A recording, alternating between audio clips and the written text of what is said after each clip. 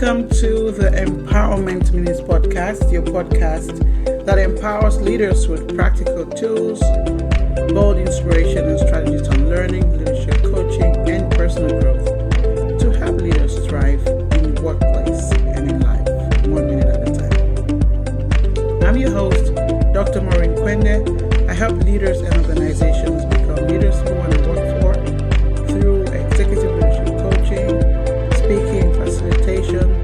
I'm also an educator, a learning leader, and CEO and founder of EMK Learning Solutions. I'm excited to support you in any way possible through learning and leadership, as well as research. Now, I also want to say welcome back to those who have been on this journey with me for a while. I have had this podcast for, I would say this is the 5th year.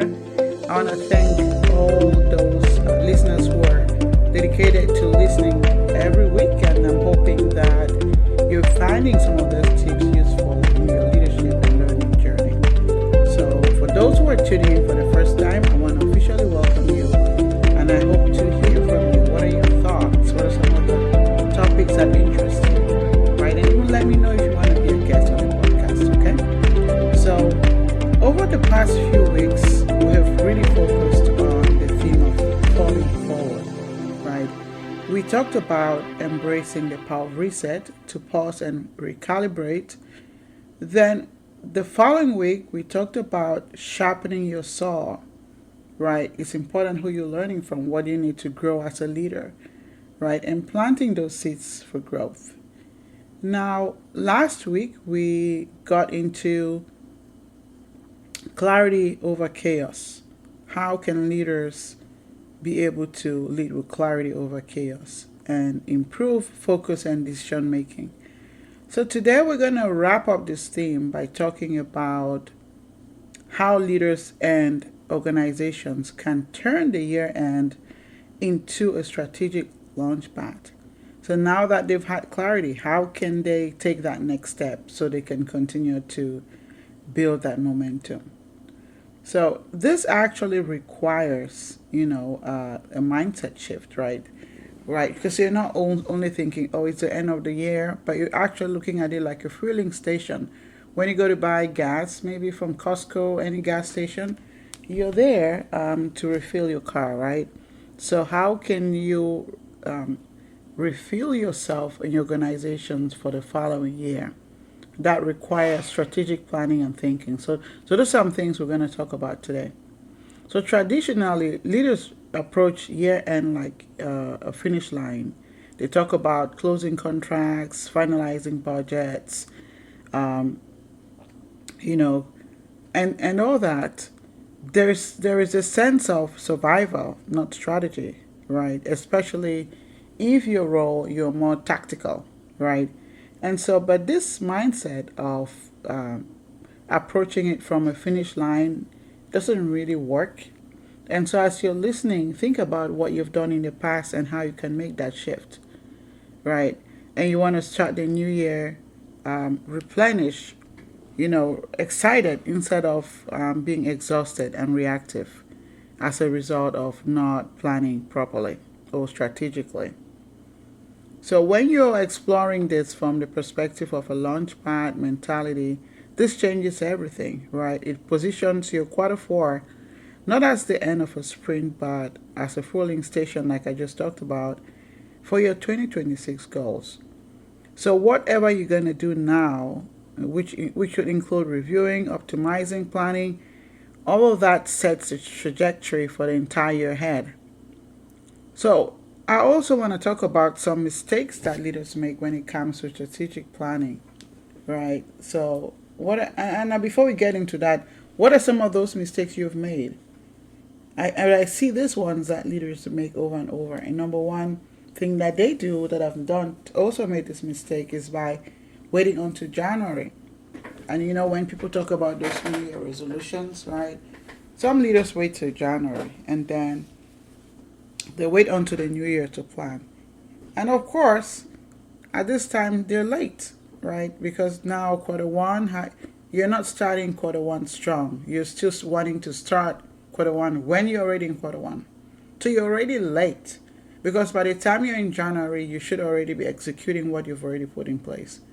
So by using this approach, you're wasting valuable time, to gain momentum, right?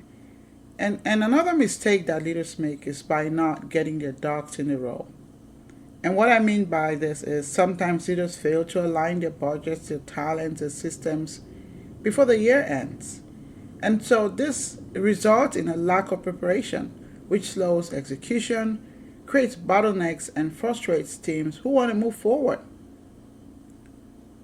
Another common mistake is that of overloading the agenda. Instead of prioritizing, they kind of like hand the teams a long list of goals with no focus. So we're going.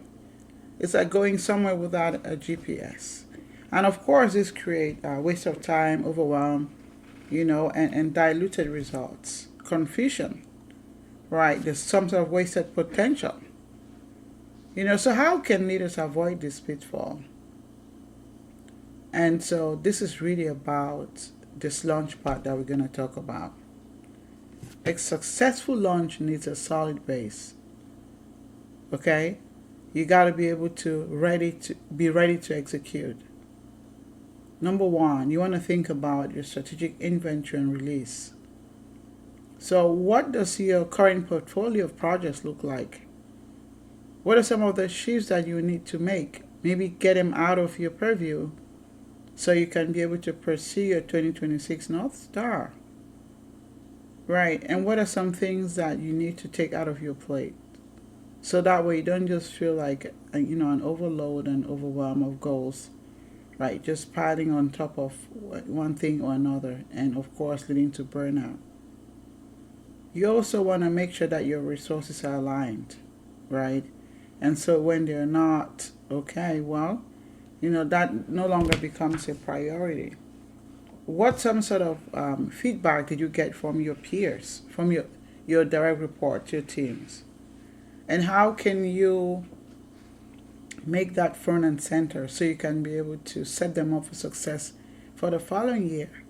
Do they have the talents that's needed? Do they have the skills? Do you have the budget to afford those training opportunities that you want to you want to set the stage for them in January or in 2026? What are some of the things that you need to do to make that happen? Right? And so those are some things you want to think about. What about you? What are some of the gaps in your leadership? What are some things that you can do to position yourself for 2026? Maybe it's time to start signing up for those conferences, signing up your teams, looking for the funding, right? And be able to ask yourself, what do you really want your 2026 to look like? And what can you start doing now to make sure that you're moving towards that direction? Okay? So, to continue, you want to be able to think about what are your goals? Are they aligned? Are they energized? Are they focused? Okay? You don't want to be going through a goal overwhelm, right? So you got to also be realistic of what does the 2026 look like. You might want to plan ahead to do your 1 year, 3 year, 5 year plan. If that's something for you, if that's something that you can accommodate, it's not a bad idea to think about that also. So that way you're just focusing on what it's going to be needed for the first half of the year and all that. So you have everything in place, and then you have metrics that you can track how you're doing every quarter to make those adjustments and continue to move forward. Now, you want to be able to communicate, right, and also commit. Share the vision, right? Connect with your team so together you guys can come up with ideas and what the next steps would be. By doing this, they understand their why, and they also get buy-in for whatever you're wanting to put in place. So I just talked about checking in every quarter, right? So be intentional about having this momentum check every quarter, every 90 days.